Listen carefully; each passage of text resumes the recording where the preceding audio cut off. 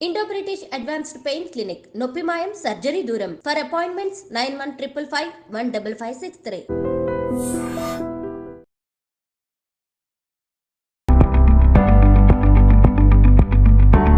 నమస్కారం అండి.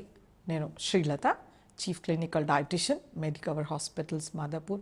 ఇవాళ మనము ఎటువంటి ఆయిల్స్ని వాడుకుంటే మన శరీరానికి మేలు జరుగుతుంది, అలాగే ఎటువంటి ఆయిల్స్తో నష్టం జరుగుతుందో తెలుసుకుందాం.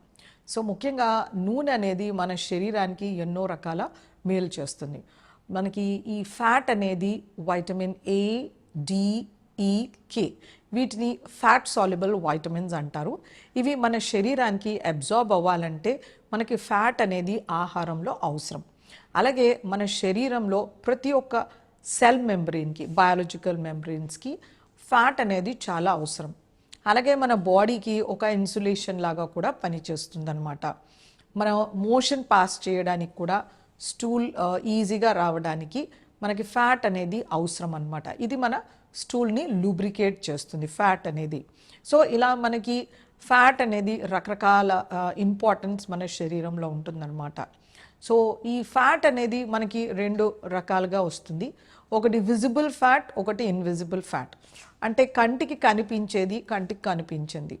విజిబుల్ ఫ్యాట్లో మనకి నూనెలు, నెయ్యి, వెన్న, మీగడ, ఇవన్నీ మనకి విజిబుల్ ఫ్యాట్ అన్నమాట.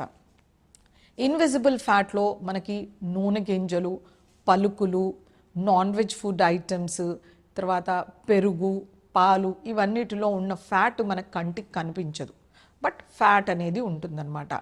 సో మనం ఆయిల్స్ ఏవైతే ఉంటాయో ఇవి మనము నూనె గింజల నుంచి కానీ, పలుకుల్లో నుంచి కానీ సెలెక్ట్ చేసుకోవచ్చు అనమాట.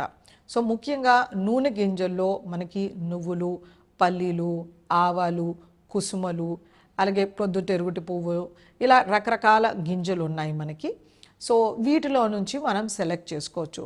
అలాగే మనకి రకరకాల పలుకుల్లో నుంచి కూడా నూనె తీస్తూ ఉంటారనమాట.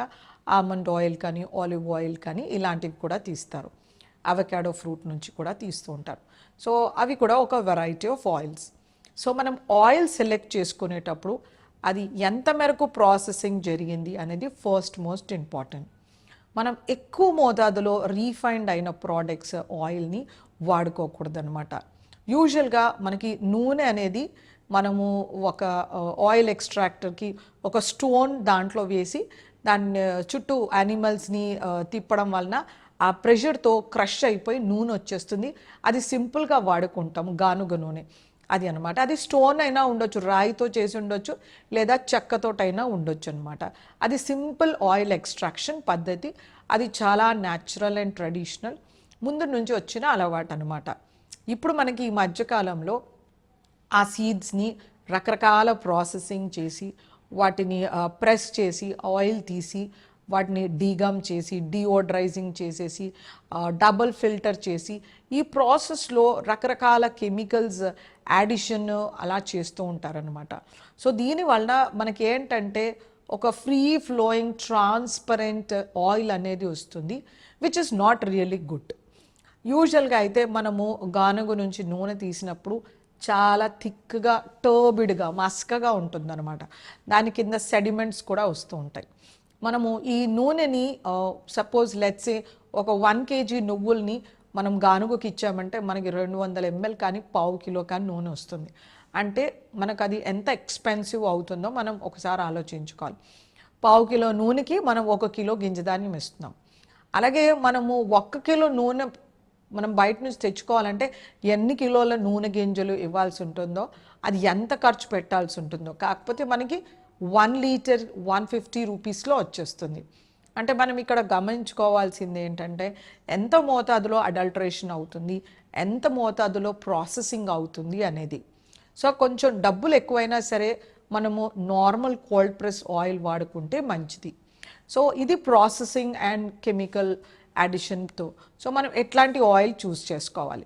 సో ఆయిల్ మనకి భారతదేశంలో చాలా రకాల ఆయిల్స్ యూస్ చేస్తారు. మనకి తెలంగాణ, ఆంధ్రప్రదేశ్లో ఎక్కువగా మనకి సన్ఫ్లవర్ ఆయిల్, లేకపోతే వేరుశెనగ కానీ, లేకపోతే కుసుమ నూనె, నువ్వుల నూనె వాడుతూ ఉంటారు. మన కేరళలో అయితే కొబ్బరి నూనె వాడడము, అలాగే ఒరిస్సా, ఇంకా బెంగాల్లో అయితే మనకి ఆవాల నూనె వాడుతూ ఉంటారు ఉత్తరప్రదేశ్లో కూడా. సో అక్కడక్కడ ప్రాంతాల్లో వాళ్ళ వాతావరణానికి వాళ్ళకు ఉండే ఆహారాన్ని బట్టి వాళ్ళకి ఆ నూనె గింజలు అవైలబిలిటీ అనమాట. సో మనకి తెలుగు రాష్ట్రాల్లో నువ్వుల నూనె మనకు చాలా శ్రేష్టమైంది. ఎందుకంటే దానిలో mono unsaturated fatty acid and poly unsaturated fatty acid ratio అనేది బ్యాలెన్స్గా ఉంటుంది. అలాగే మనకి groundnut oil or peanut oil ఇది కూడా చాలా మంచిది. కాకపోతే వాటితో మనకి ఏమైనా అలర్జీస్ ఉన్నాయా ఇలాంటి వాళ్ళు దాన్ని అవాయిడ్ చేయొచ్చు.